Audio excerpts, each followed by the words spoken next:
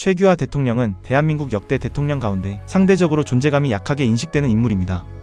그러나 그의 재임 시기는 단순히 짧은 임기로 설명할 수 있는 시기가 아닙니다. 이 시기는 12.6 사건 이후 기존 권력 구조가 붕괴되고 새로운 권력 질서가 형성되는 과정이 동시에 진행된 시기였습니다.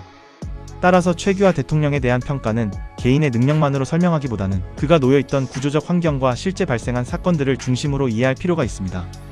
1979년 12.6 사건 이후 대한민국은 갑작스러운 권력 공백 상태에 들어가게 됩니다.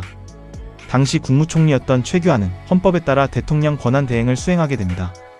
이 시기의 핵심 특징은 형식적인 권력과 실질적인 권력이 분리되기 시작했다는 점입니다.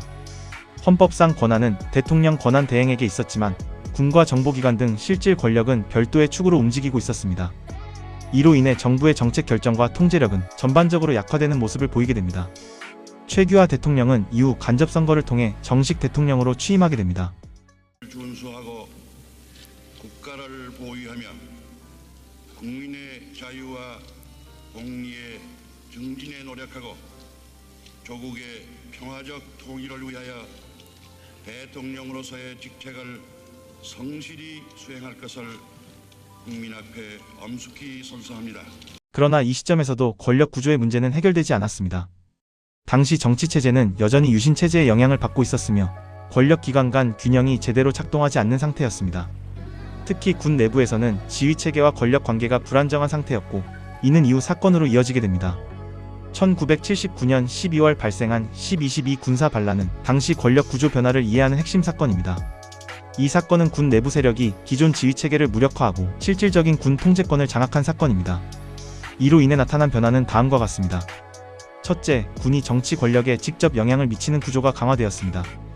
둘째, 대통령의 군 통제력이 크게 약화되었습니다.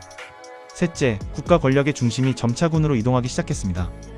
이 사건 이후 최규하 대통령의 권한은 형식적인 수준에 머무르는 경향을 보이게 됩니다. 1980년 초 한국 사회에서는 정치적 자유와 민주화를 요구하는 움직임이 확산됩니다.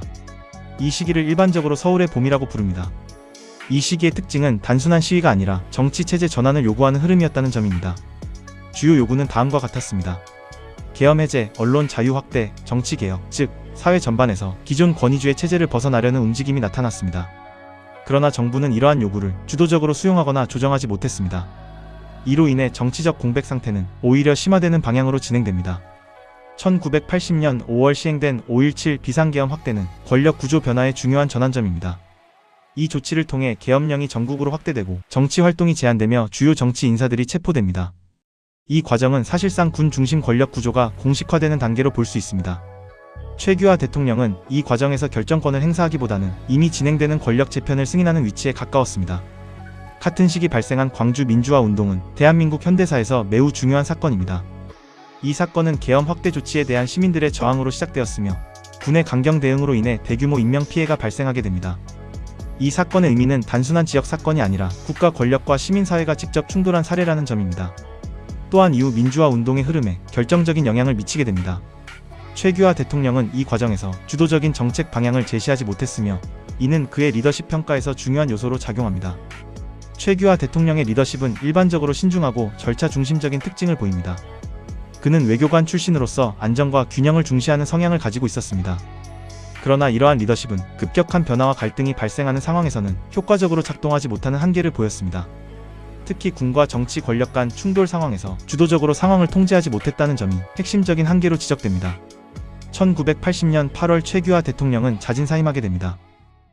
나는 오늘 대통령의 직에서 물러나 헌법의 규정에 의거한 대통령 권한 대행권자에게 정부를 이양하기로 결정한 것입니다. 이후 권력은 전두환을 중심으로 재편되게 됩니다. 이 과정은 단순한 정권 교체가 아니라 군 중심 권력 체제가 다시 확립되는 과정으로 이해할 수 있습니다. 최규하 대통령의 재임 기간은 짧았지만 그 역사적 의미는 분명합니다. 이 시기는 다음과 같이 정리할 수 있습니다.